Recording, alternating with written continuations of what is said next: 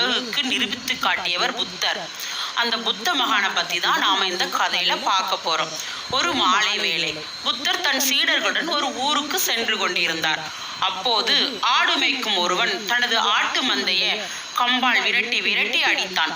ஆடுகள் எல்லாம் பயந்தபடி வேகமாக தனது இருப்பிடத்தை நோக்கி ஓட ஆரம்பித்தது. அந்த ஆட்டு மந்தையை சேர்ந்த ஒரு குட்டி ஆட்டுக்கு காலில் அடிபட்டு இரத்தம் வந்து கொண்டிருந்தது. அந்த ஆட்டுக்குட்டியால் வேகமாக ஓட முடியவில்லை. மற்ற ஆடுகளின் அடைக்கு அதால் ஈடு கொடுத்து ஓட முடியவில்லை. ஏனென்றால் அந்த ஆட்டுக்குட்டியின் காலில் இரத்தம் வந்து கொண்டு இருந்தது. இருந்தாலும் ஆடு மேய்ப்பவன் தன் கையில் வைத்திருந்த குச்சியால் அந்த குட்டி ஆட்டை இரக்கமின்றி வேகமாக அடித்தான்.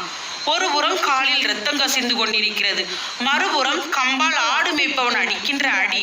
ஆட்டுக்குட்டியானது வேதனையில் கத்த ஆரம்பித்தது.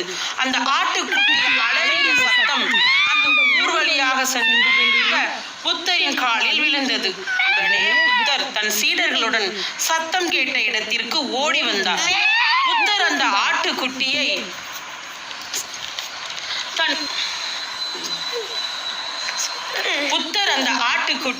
தன் கையில் ஏந்தி அதன் காயத்திற்கு மருந்திட்டு ஒரு துணியால் கட்டினார். பிறகு அந்த ஆட்டுக்குட்டியை மேய்ப்பவரிடம் கொடுத்தார். பின்னர் அவர் அந்த மேய்ப்பவனிடம் கூறினார், 1000 ஆண்டுகள் தவம் செய்வதை காட்டிலும் ஒரு எளிய உயிர்களுக்கு ஏற்படும் இன்னலை போக்குவது உலகத்திலேயே மிக சிறந்தது என்றார். யாராவது ஒருவர் துன்பப்பட்டுக்கிட்டு இருக்கும்போது நாம் அவர்களுக்கு உதவாவிட்டாலும் பரவாயில்லை, அவரை துன்புறுத்த கூடாது.